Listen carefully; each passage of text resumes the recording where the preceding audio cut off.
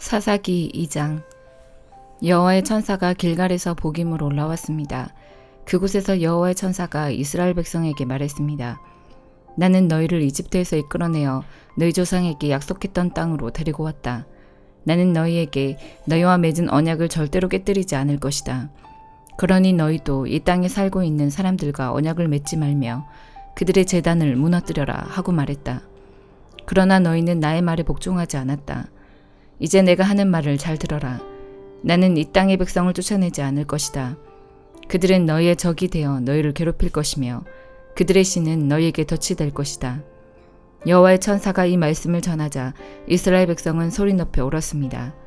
그래서 이스라엘 백성은 그곳을 복임이라고 불렀습니다. 이스라엘 백성은 복임에서 여호와께 희생 제물을 바쳤습니다. 그때 여호수아가 이스라엘 백성에게 각자 나누어 받은 땅으로 돌아가도 좋다고 말했습니다. 그러자 모든 사람이 돌아가서 자기 몫의 땅을 차지했습니다. 이스라엘 백성은 여호수아가 살아있는 동안 여호와를 섬겼고 장로들이 살아있는 동안에도 계속해서 여호와를 섬겼습니다. 이 장로들은 모두 여호와께서 이스라엘을 위해 하신 큰 일을 본 사람들이었습니다. 여호와의 종인 눈의 아들 여호수아는 110세에 죽었습니다. 이스라엘 사람들은 여호수아를 그가 나누어 받은 땅 딥낫 헤레스에 묻어주었습니다. 딥낫 헤레스는 가스산 북쪽의 에브라임 산지에 있습니다. 여호수아와 같은 시대에 살았던 사람들이 다 죽고 후에 그들의 자녀들이 자라났습니다. 그 자녀들은 여호와를 알지 못했으며 여호와께서 이스라엘을 위해 어떤 일을 하셨는지도 알지 못했습니다. 그래서 그들은 악한 일을 하였고 바알 우상들을 섬겼습니다. 그들은 여호와께서 보시기에 나쁜 일을 했습니다. 그들은 이스라엘 백성을 이집트 땅에서부터 이끌어내신 조상들의 하나님 여호와를 배반하고 주변 사람들이 섬기는 신들을 섬기기 시작했습니다. 그 때문에 여호와께서 분노하셨습니다. 이스라엘 사람들은 여호와를 따르지 않고 바알과 아스타롯을 섬겼습니다. 이스라엘 백성에게 화가 나신 여호와께서는 약탈자들이 이스라엘 백성을 공격하여 그들이 가진 것을 빼앗게 하셨습니다. 이스라엘 백성은 적들이 공격해오는 것을 스스로 막아낼 수 없었습니다. 이스라엘 사람들은 싸우러 나갈 때마다 졌습니다. 이는 여호와께서 그들에게 벌을 내리셨기 때문이었습니다. 여호와께서 이미 그들에게 경고하셨던 대로 되었습니다. 그래서 이스라엘 사람들은 많은 괴로움을 겪었습니다. 그때 여호와께서는 사사라고 부르는 지도자들을 세우셨습니다.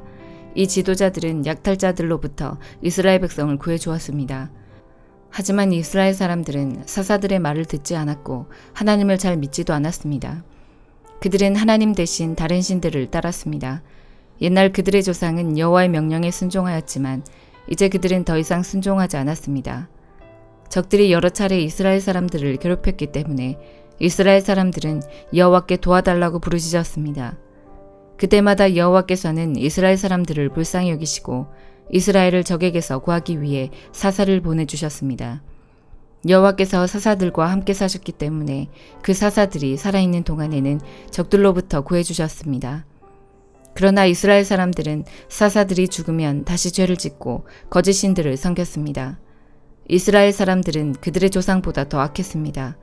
그들은 나쁜 길에서 벗어나려 하지 않았습니다. 그래서 여호와께서는 이스라엘 사람들에게 분노하셨습니다. 여호와께서 말씀하셨습니다. 이 백성은 내가 그들의 조상과 맺은 약속을 깨뜨렸다. 이 백성은 내 말을 듣지 않았다.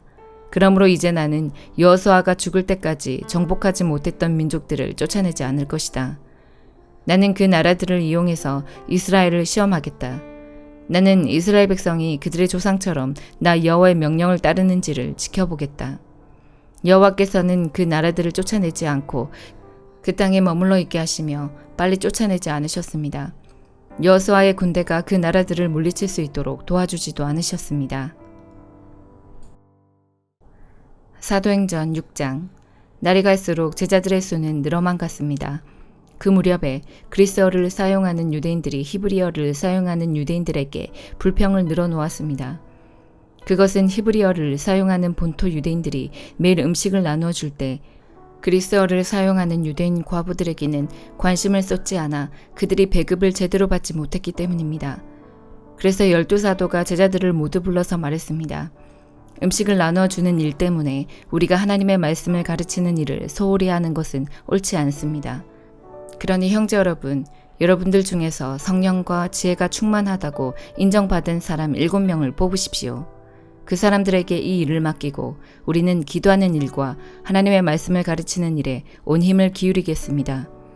모든 사람이 이 말을 좋다고 생각해서 믿음이 좋고 성령이 충만한 스데반을 비롯하여 빌립과 브로고로와 니가노르와 디몬과 바메나와 유대인으로 개종한 안디옥 사람 니골라를 뽑았습니다. 사람들이 이들을 사도들 앞으로 데려오자 사도들이 그 사람들 머리에 손을 얹고 기도했습니다. 그 후 하나님의 말씀은 계속 퍼져나가서 예루살렘에서 제자의 수가 많이 늘었습니다. 뿐만 아니라 유대인 제사장들 중에서도 믿음을 가지게 된 사람들이 많이 생겨났습니다. 스데반은 하나님의 은혜와 능력이 가득한 사람이었습니다. 그는 백성들 사이에서 기적과 표적을 행하였습니다. 그러나 구레네와 알렉산드리아와 길리기아와 아시아 출신의 유대인들로 구성된 이른바 자유인의 회당 출신 사람들 중에 스데반을 반대하는 사람들이 있었습니다. 이들은 합세하여 스데반과 논쟁을 하였습니다. 하지만 스데반이 말하는 지혜나 성령을 당해낼 사람은 아무도 없었습니다. 그래서 그들은 돈을 주고 사람들을 사서 스데반이 모세와 하나님을 모독하는 소리를 우리가 들었습니다 라고 거짓말을 하게 만들었습니다. 그들은 이런 식으로 백성과 장로들과 율법사들을 화나게 만들고는 스데반을 붙잡아 공유회로 끌고 갔습니다. 그들은 사람들을 시켜 이렇게 거짓 증언을 하겠습니다. 이 사람은 항상 이 거룩한 곳인 성전과 율법에 대해 험담을 하였습니다. 우리는 이 사람이 나스렛 예수가 이곳을 헐어버릴 것이고 또 모세가 우리에게 전해준 여러 관습들을 뜯어 고칠 것이라고 말하는 것을 들었습니다. 공유회에 모인 사람들 모두가 스데반을 쳐다보았습니다. 그의 얼굴은 마치 천사의 얼굴과 같았습니다. 예레미야 15장. 여호와께서 내게 말씀하셨다. 모세와 사무엘이 내 앞에 서서 부탁한다 하더라도 나는 이 백성을 불쌍히 여기지 않겠다. 내 앞에서 이 백성을 쫓아낼 것이다. 그들이 너에게 우리가 어디로 나가야 합니까? 하고 묻거든 그들에게 대답하여라. 여호와께서 이렇게 말씀하셨다. 죽을 사람은 죽음으로 나아가고 칼에 죽을 사람은 칼에 죽고 굶주려 죽을 사람은 굶주려 죽고 포로로 끌려갈 사람은 포로로 끌려갈 것이다. 내가 그들에게 4가지 벌을 내리겠다. 곧 칼을 보내어 그들을 죽이겠고 개들을 보내어 그들을 찢게 하겠고 하늘의 새들과 땅 위의 짐승들을 보내어 그들의 시체를 먹어치워 멸망하게 하겠다. 유다 왕 히스기야의 아들 므낫세가 예루살렘에서 한 일 때문에 땅 위의 모든 나라들이 유다 백성을 미워하게 될 것이다. 예루살렘아, 누가 너를 불쌍히 여기겠느냐? 너를 위해 슬피 울 사람이 누구이며 네 안부를 물으러 찾아올 사람이 어디 있겠느냐? 예루살렘아, 너는 나를 저버렸다. 나 여호와의 말이다. 너는 점점 더 멀리 가버렸다.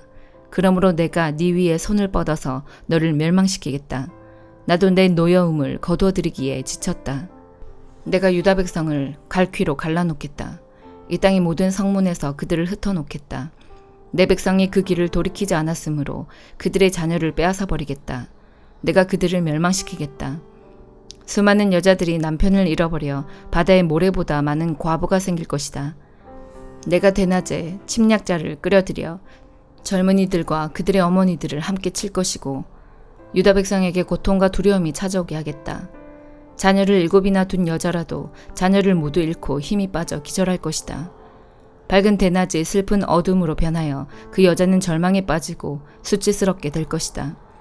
유다에 살아남은 사람들은 적군의 칼날에 죽게 될 것이다. 나 여호와의 말이다. 아 어머니, 어찌하여 날 낳으셨습니까? 나는 온 세계와 더불어 다투고 싸워야 할 사람입니다. 나는 아무것도 빌려주지 않았고 빌리지도 않았는데 사람마다 다 나를 저주합니다. 여호와께서 말씀하셨다. 내가 진실로 너를 강하게 하고 복을 누리게 하겠다. 네 원수들로부터 재앙과 고통이 찾아올 때에 네 기도를 들어주겠다. 새가 북쪽에서 오는 새와 노새를 부술 수 있겠느냐. 유다 백성들이 온 나라 곳곳에서 죄를 지었기 때문에 그들의 재산과 보물을 원수들에게 값없이 주겠다. 내가 너희를 너희 원수에게 넘겨주면 너희는 너희가 알지도 못하는 땅으로 잡혀갈 것이다. 내 노여움이 불처럼 타올라 너희를 태워 없앨 것이다. 여호와여, 주님은 아십니다. 저를 기억하시고 돌보아 주시며 저를 해치는 사람들에게 벌을 내려주십시오. 저들의 악한 것을 참고 보시는 가운데 제가 멸망하는 일은 없게 해주십시오. 제가 주님 때문에 모욕당하는 것을 생각해 주십시오. 주님의 말씀이 내게 이르렀을 때에 저는 그 말씀을 삼켰습니다. 주님의 말씀을 듣고 저는 행복했습니다. 저는 주님의 이름으로 불리게 되었습니다. 주님의 이름은 만군의 하나님 여호와이십니다. 저는 웃으며 즐거워하는 무리와 함께 앉은 적이 없습니다. 주님의 손에 이끌려 홀로 앉아 있던 것은 주께서 저를 분노로 가득 채우셨기 때문입니다. 어찌하여 제 고통이 끝나지 않는 것입니까? 제 상처는 어찌하여 고칠 수 없고 낫지 않는 것입니까? 주는 제게 물이 넘쳤다가 말랐다가 하는 믿을 수 없는 시내와도 같습니다. 여호와께서 이렇게 말씀하셨다. 네가 마음을 돌이켜 내게 돌아오면 너를 다시 맞아들여 나를 섬기게 하겠다. 너는 헛된 말을 하지 말고 값진 말을 해야 한다. 그러면 나를 대신해서 말하는 나의 입이 될 수 있다. 유다 백성이 너에게로 돌아와야지 네가 변하여 유다 백성처럼 되면 안 된다. 내가 너를 이 백성 앞에서 굳건한 성벽처럼 만들 것이니 너는 롯의 성벽처럼 굳건할 것이다. 그들이 너와 맞서 싸워도 너를 이기지 못할 것이다. 내가 너와 함께하여 너를 돕고 구원해 주겠다. 나 여호와의 말이다. 내가 너를 이 악한 백성에게서 구해내겠다. 이 잔인한 사람들에게서 건져내겠다. 마가복음 1장. 하나님의 아들이신 예수 그리스도의 복음은 이렇게 시작되었습니다. 이사야 예언자의 글에 이렇게 쓰여 있습니다. 보아라, 내가 네 앞에 사자를 보낸다. 그가 네 길을 준비할 것이다. 광야에서 외치는 자의 목소리가 들린다.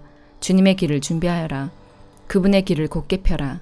침례자 요한이 광야에 나타나서 제 용서를 위한 회개의 침례를 선포하였습니다. 그래서 온 유대 지방 사람들과 예루살렘 사람들이 요한에게 나아갔습니다. 그들은 자신들이 지은 죄를 고백하고 요단강에서 요한에게 침례를 받았습니다.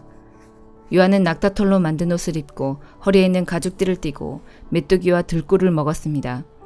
요한은 사람들에게 이렇게 선포하였습니다. 나보다 더 강하신 분이 내 뒤에 오신다.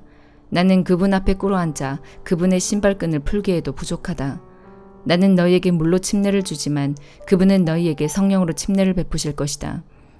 그때 예수님께서 갈릴리에 있는 나사렛 마을에서 요단강으로 오셔서 요한에게 침례를 받으셨습니다. 예수님께서 물에서 나오실 때 하늘이 열리는 것을 보셨습니다. 그리고 성령님께서 비둘기처럼 자신에게 내려오는 것을 보셨습니다. 하늘에서 너는 내 사랑하는 아들이다. 내가 너로 말미암아 매우 기쁘다라고 말하는 소리가 들렸습니다. 곧 성령님께서는 예수님을 광야로 내보내셨습니다. 예수님께서는 40일 동안 광야에서 사탄에게 시험을 받으셨습니다. 그때 들짐승들과 함께 계셨는데 천사들이 와서 예수님을 돌봐드렸습니다. 요한이 감옥에 갇힌 뒤 예수님께서는 갈릴리로 가셔서 하나님의 복음을 전하셨습니다. 예수님께서는 때가 되었다. 하나님 나라가 가까이 왔다. 회개하고 복음을 믿어라 하고 말씀하셨습니다. 예수님께서 갈릴리 호숫가를 지나가시다가 시몬과 그의 동생 안드레를 보셨습니다. 그들은 어부였는데 호수에 그물을 던지고 있었습니다. 예수님께서 나를 따르라. 내가 너희를 사람을 낚는 어부로 삼겠다 하고 말씀하셨습니다. 그러자 시몬과 안드레는 얼른 그물을 놔두고 예수님을 따랐습니다. 예수님께서 조금 더 가시다가 세베대의 아들 야고보와 그의 동생 요한을 보셨습니다. 그들은 배에서 그물을 깁고 있었습니다. 예수님께서 그들을 부르시자 그들은 아버지 세베대와 일꾼들을 배에 남겨두고 예수님을 따라 나섰습니다. 예수님과 제자들이 가버나움으로 가셨습니다. 안식일에 예수님께서 회당에 들어가셔서 가르치기 시작하셨습니다. 거기에 있는 사람들이 예수님의 가르침을 듣고 놀랐습니다. 그것은 율법 학자들과는 달리 예수님께서는 권위 있는 분처럼 가르치셨기 때문입니다. 회당에 더러운 귀신이 들린 사람이 있었습니다. 그가 소리쳤습니다. 나사렛 예수여, 당신과 우리들이 무슨 상관이 있습니까? 우리를 없애려고 오셨습니까? 나는 당신이 누군지 압니다. 바로 하나님께서 보내신 거룩한 분입니다. 예수님께서 조용히 하고 그 사람에게서 나가거라 하시며 그를 꾸짖었습니다. 그 더러운 귀신이 그 사람에게 발작을 일으켰습니다. 그리고 큰 소리를 지르면서 그 사람에게서 나왔습니다. 사람들은 모두 놀라서 이게 어찌 된 일이냐? 이것은 권위가 있는 새로운 교훈이다. 저 사람이 더러운 귀신에게 명령을 하니 그것들이 복종하는구나 라고 하며 자기들끼리 서로 물었습니다. 그래서 예수님에 대한 소문이 갈릴리 모든 곳으로 빠르게 퍼져나갔습니다. 예수님과 제자들이 회당에서 나온 뒤에 곧바로 야고보, 요한과 함께 시몬과 안드레의 집으로 갔습니다. 시몬의 장모가 열이 나서 누워 있었습니다. 사람들이 바로 이 사실을 예수님께 말씀드렸습니다. 예수님께서 시몬의 장로에게로 가서 손을 잡고 일으켜 세우셨습니다. 그러자 바로 열이 내렸습니다. 시몬의 장모는 예수님을 섬겼습니다. 그날 저녁 해가 지자 사람들이 모든 병든 사람과 귀신 들린 사람들을 예수님께 데리고 왔습니다. 온 마을 사람들이 문 앞에 모여들었습니다. 예수님께서는 온갖 환자들을 다 고쳐주셨습니다. 그리고 많은 귀신들을 내쫓으셨습니다. 예수님께서는 귀신들에게 아무런 말도 하지 못하도록 하셨습니다. 그것은 그들이 예수님이 누구신지 알고 있었기 때문이었습니다. 어둠이 채 가시지 않은 아침에 예수님께서 일어나셨습니다. 그리고 조용한 곳으로 가셔서 기도하셨습니다. 시몬과 그의 친구들이 예수님을 찾으러 왔습니다. 그들은 예수님을 찾자 모든 사람들이 선생님을 찾고 있습니다. 라고 말했습니다. 예수님께서 대답하셨습니다. 근처에 있는 다른 마을로 가자. 거기서도 내가 전도할 것이다. 내가 바로 그것을 위해서 왔다. 예수님께서는 갈릴리 모든 곳을 다니셨습니다. 회당에서 말씀을 전하시고 귀신들을 내쫓으셨습니다. 어떤 문둥병 환자가 예수님께 와서 무릎을 꿇고 간청했습니다.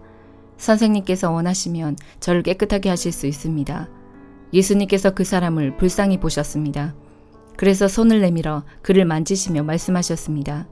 내가 원하니 깨끗해져라.